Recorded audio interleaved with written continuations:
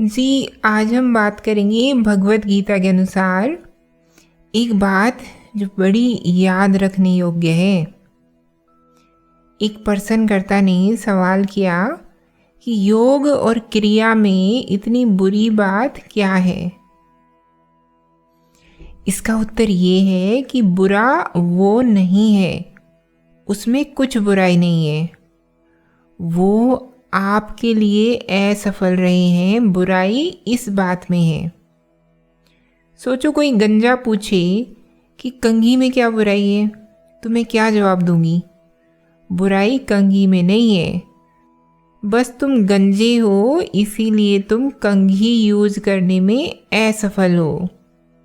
तो आप जो भी कुछ कर रहे हो उससे अगर आपको लाभ हो गया होता, आपके वजूद में, आपकी ज़िंदगी में, आपकी हस्ती में यदि वो लाभ दिख रहा होता तो मैं कहती कि जो कर रहे हो वो करे जाओ।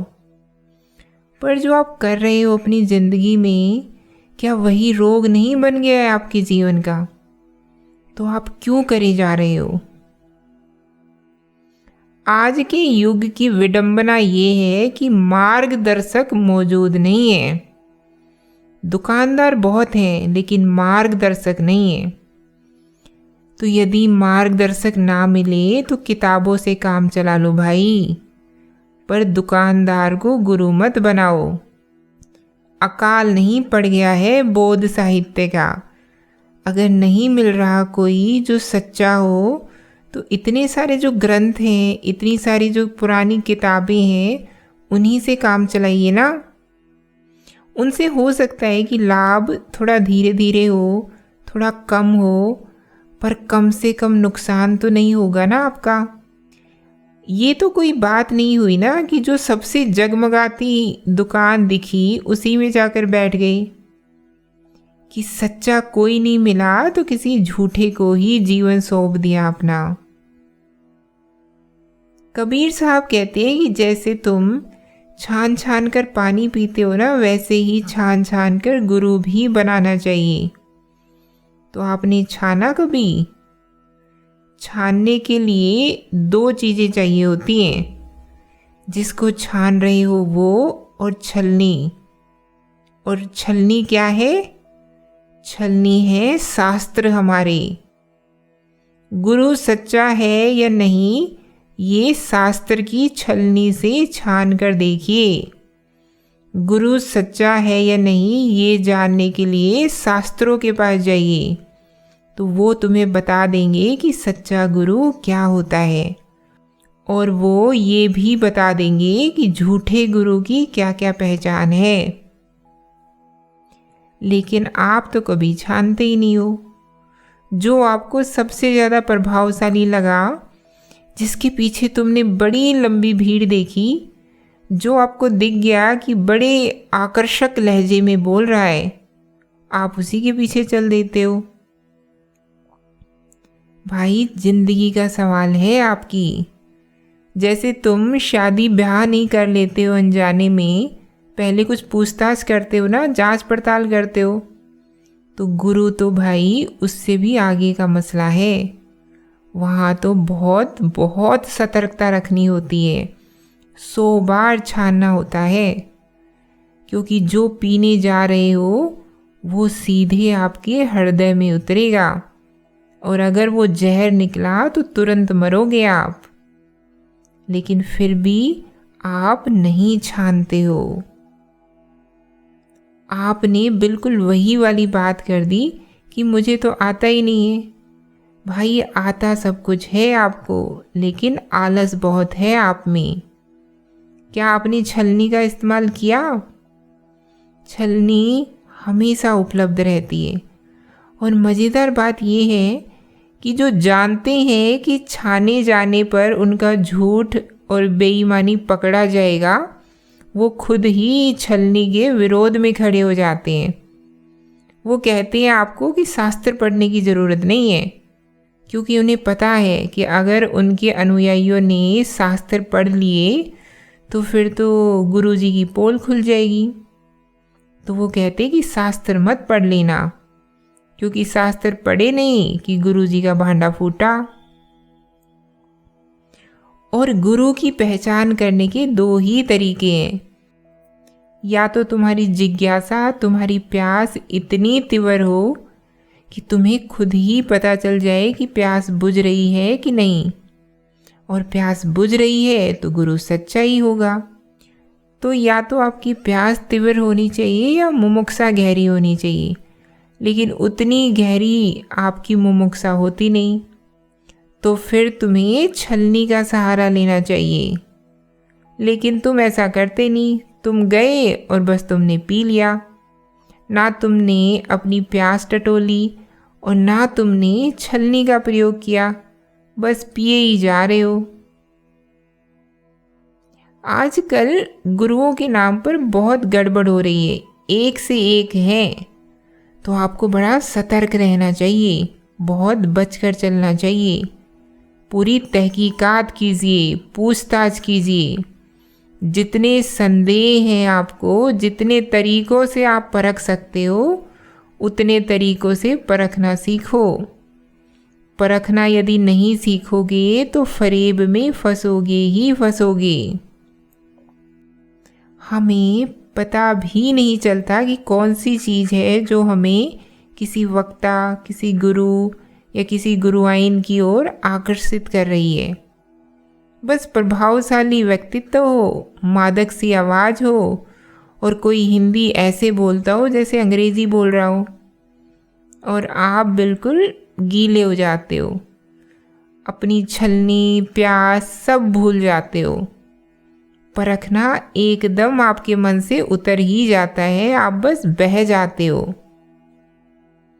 एक तो ये समय ही चल रहा है उपभोक्तावाद का, पाश्चात्य प्रभाव हम पर जमकर हावी है। तुमने देखा है ना कि सिनेमा में आजकल बहुत सारी अदाकारा हैं जिनकी विशेषता ही यही है कि उन्हें हिंदी नहीं बोलनी आती। देखा है ना आपने? और उनकी ये बात आपको बड़ी प्यारी लगती है कि देखो इसे ना हिंदी बोलनी नहीं आती, तो फिर वो हिंदी भी कैसे बोलती है? अंग्रेज़ी एक्सेंट में, अंग्रेज़ी लहजे में। देखा है ना आपने? और ऐसी तारिकाओं का बाजार बिल्कुल गर्म है। और अध्यात्म में भी ऐसी तारिकाएं हैं, वो बिल्कुल ऐसे ही बोलेंगी जैसे अंग्रेज़ी बोल रही हो, और सुनने वालों को पता भी नहीं है कि वो आकर्षित क्यों हो रहे हैं, या शायद पता भी हो सकता है। और फिर आते हैं गुरुजन, जो अपना लिबास चोगा डालेंगे भारतीय, ऐसे ऐसे कपड़े पहनेंगे जैसे पूरी दुकान ही पहन रखी हो, लेकिन उनका एक्सेंट होगा ब्रिटिश। और ये जो मेल है ये ऐसा दिलकश लगता है कि पूछो मत। आहा, मज़ा ही आ गया। राजू तो जेंटलमैन बन गया।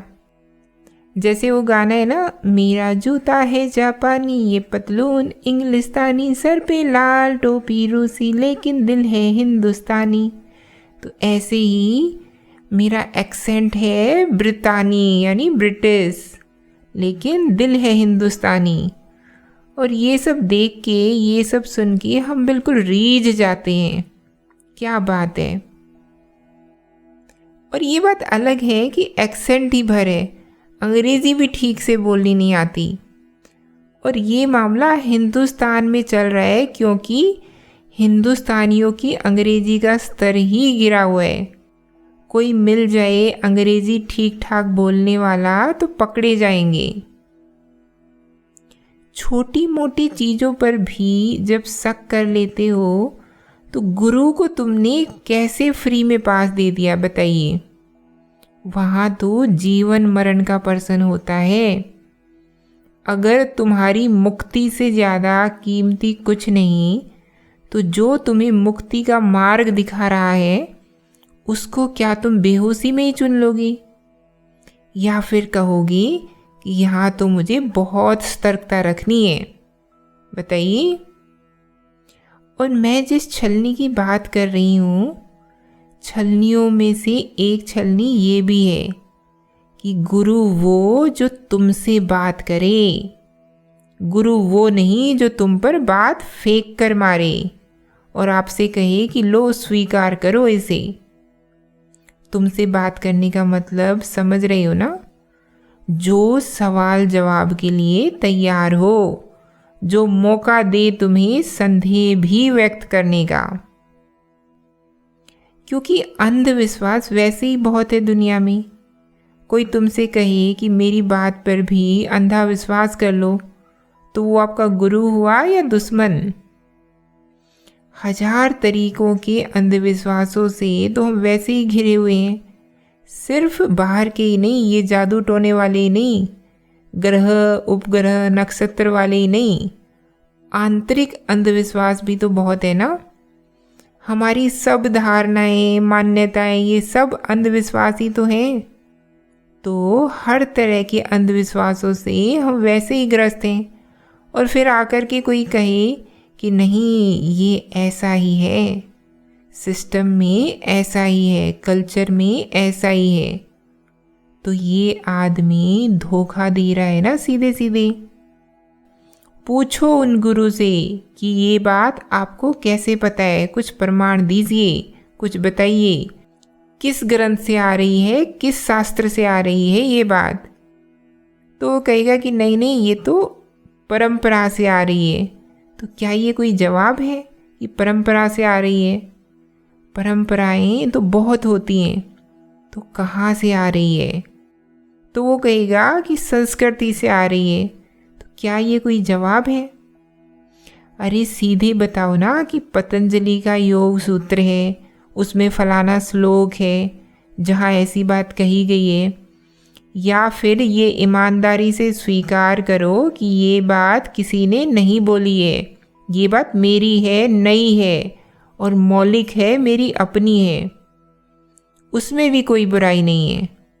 पर साफ साफ बताओ तो कि तुम जो बोल रहे हो वो बात आई कहाँ से, उसका प्रमाण क्या है? और प्रमाण नहीं है तो हम माने क्यों? तो न तो ये जो गुरु होते ये बताते हैं कि किस ग्रंथ से आई ये बात, और ना ईमानदारी से ये कहते हैं कि ये बात किसी ग्रंथ की नहीं है, किसी शास्त्र की नहीं है, ये बात बिल्कुल हमारी है, अभी अभी निकाली है हमने। तो वो गुरु इन दोनों में से कुछ भी नहीं बताते हैं। और ऐसे गुरु बहुत हैं जो बिल्कुल नई नई बातें बता रहे हैं, और मुझे उस नएपन से कोई परेशानी नहीं है।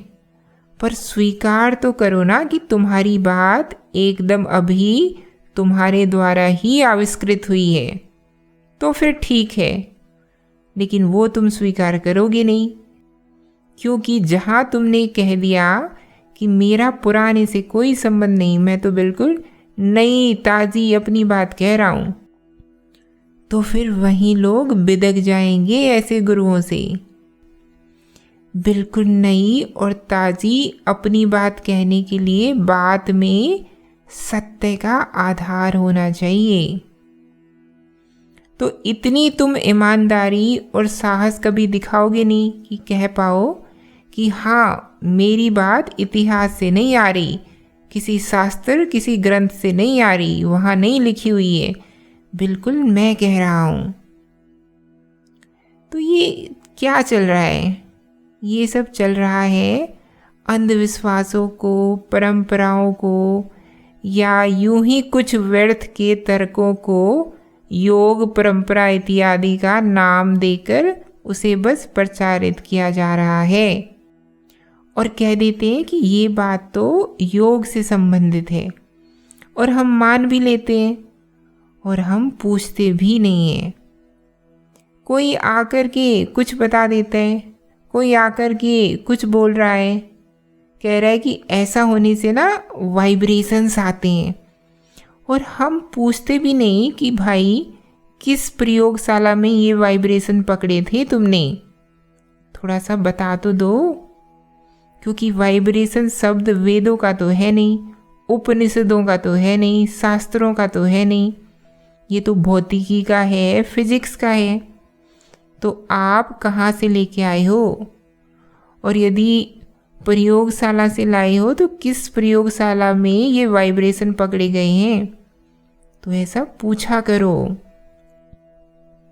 और कुछ बताते हैं कि ऐसा ऑरा हो जाता है, तो भाई उनसे पूछो कि ये ऑरा डिटेक्ट कैसे हुआ, ये जो हो जाता है ये कैसे पकड़ा गया, क्योंकि वो तो एक एनर्जी फील्ड होगा या फिर मैग्नेटिक फील्ड होगा, और जितने भी फील्ड होते हैं उन सब के तो टेंजिबल प्रूफ्स होते हैं। लेकिन आप यूं ही उड़ा रहे हो, कुछ भी कह रहे हो, सिर्फ इसलिए क्योंकि वो खुद कभी कोई शास्त्र, कोई वेद, कोई उपनिषद तो खोल कर देखेंगे नहीं, तो बस आप उन्हें चटा रहे हो अपनी चटनी। और उनमें से अगर 2-4 भी ऐसे निकल आए ना जो 2-4 ग्रंथ खुद पढ़ लें, तो फिर ऐसे गुरुओं का क्या होगा। तो जो आजकल के गुरु हैं वो स्वाध्याय पर जोर ही नहीं देते, वो कभी कहते ही नहीं कि जाओ और पढ़ो अष्टावक्र को, वो कभी कहते ही नहीं कि जाओ और पढ़ो कठ, केन और छांदोग्य उपनिषद को, वो कभी नहीं कहते। तो ये सब इन झूठे गुरुओं की पहचान है कि ये स्वाध्याय पर कभी जोर नहीं देंगे, क्योंकि अगर आपने पढ़ लिए ग्रंथ तो फिर मैं कह रही हूँ कि इन सब गुरुओं का भांडा फूटेगा। ये नए नए सिद्धांत बताएंगे, बड़े विचित्र, बड़े अजीब, जिनका ताल्लुक न अध्यात्म से है और न विज्ञान से, जिनका ताल्लुक बस झूठ से है और श्रोताओं के अज्ञान से है, क्योंकि श्रोता वर्ग बेचारा कुछ नहीं जानता, तो उनको जो भी फेंकते हो वो उसको लपक लेता है। और उस पर भी हमारी हिंदुस्तानी परंपरा कि श्रोता को बता दिया गया है कि गुरुजी हैं, सवाल जवाब ज़्यादा मत करना, ये बड़ी बदतमीजी वाली बात होती है। मैं कह रही हूँ गुरु से सवाल जवाब नहीं करोगे तो किससे करोगे भाई, उसी से तो करनी चाहिए ना सवाल जवाब। भाई विद्यार्थियों से दूर बैठ जाओ, ऊपर किसी मंच पर बैठ जाओ और फिर वहाँ से भाषण दो, तो वो एक बात होती है, और सीधे सीधे सम्मुख बहस करना बिल्कुल दूसरी बात होती है, और वो भी एक अनायोजित बहस। अनायोजित समझते हो ना, अनप्लान्ड, जहाँ कोई कुछ भी कह सकता है। तो ये बहुत बड़ी छलनी है। ये सब जितने गुरु हैं ना, इन सब को इंजीनियरिंग के छात्रों के सामने खड़ा करना चाहिए, बिल्कुल ओपन संवाद होना चाहिए, और उनको हॉल में बंद कर देना चाहिए। जो 4 घंटे के बाद जीवित बच गया उसको बस हक है अब आगे अपने आप को गुरु या सदगुरु कुछ भी बोलने का, अन्यथा बिल्कुल नहीं है। और मैं आश्वासन के साथ कह रही हूँ कि इनमें से ज़्यादातर हॉल में घुसने से पहले ही मर जाएंगे। इन्हें बस बता दिया जाए कि भीतर इंजीनियरिंग के, सिविल के, मैकेनिकल के 500 छात्र हैं और उनका अध्यात्म से कोई ताल्लुक नहीं है, बस वो जवान हैं और जवानी की दरिंदगी उनमें पूरी है। वो जवान हैं और उन्हें नहीं अच्छा लगता कि उन्हें कोई बेवकूफ़ बनाए जाए, तो वो कुछ बातें करना चाहते हैं। तो गुरुजी से कहिए, आइए साहब, 100, 200, 400 ऐसे लड़के बैठे हुए हैं और उनमें अब आपको बड़ी खुली बात करनी है उनके साथ, और जो बातचीत हो रही है वो पूरी दुनिया को भी दिखाई जाएगी बिल्कुल लाइव, ताकि मामला साफ पता चलता रहे कि अंदर क्या हो रहा है। और यहाँ पर कोई अनुशासन वगैरह भी नहीं रखना चाहिए। ऐसा नहीं होना चाहिए कि तुम ये नहीं पूछ सकते, तुम वो नहीं पूछ सकते। भाई जिसके मन में जो आए वो कहेगा, वो पूछेगा। हर तरह की टीका, टिप्पणी, कमेंट्स हो सकते हैं। जो इसको झेल जाए कुछ घंटे, उसको जानो कि उसमें दम है। ये सब थोड़ी है कि प्रचार करें, अपने कुछ सूत्र जोड़ लिए, अभिनेताओं और अभिनेत्रियों के साथ अपना तीर तुक्का बैठा लिया, अंधविश्वास खूब प्रचारित कर दिए, खूब सांप उड़ा दिए, और इन सब से फिर जो धन आया उस धन के बूते अपनी एक सत्ता स्थापित कर ली। और फिर पता है क्या होते हैं, फिर ऐसे जो कुचक्कर चलते हैं और उनके जो उत्पाद होते हैं वो कहते हैं कि मैं वहाँ इतने साल से था पर मेरी तो हालत ऐसी हो गई है, अब मैं क्या करूँ। अपने आप को गुरु कह देना कोई छोटी बात नहीं होती। ये तुमने हल्का दुस्साहस नहीं किया है, ये तुमने बड़ी धृष्टता कर दी है। अब तुम्हारी पूरी खोजबीन होगी, नख सीख तुमको परखा जाएगा, फिर अगर तुम अग्नि परीक्षा में खरे उतरे तो ठीक है। तो भाई शास्त्रों को, वेदों को, उपनिषदों को पढ़ना चाहिए। बताने वाले हमें बहुत कुछ बता गए हैं और वो इसीलिए बता गए हैं कि हम उससे लाभ उठाएं, हम उससे पढ़ें। क्यों नहीं पढ़ते हो? वही स्कूली काम कर रहे हो ना, तब भी नहीं पढ़ते थे।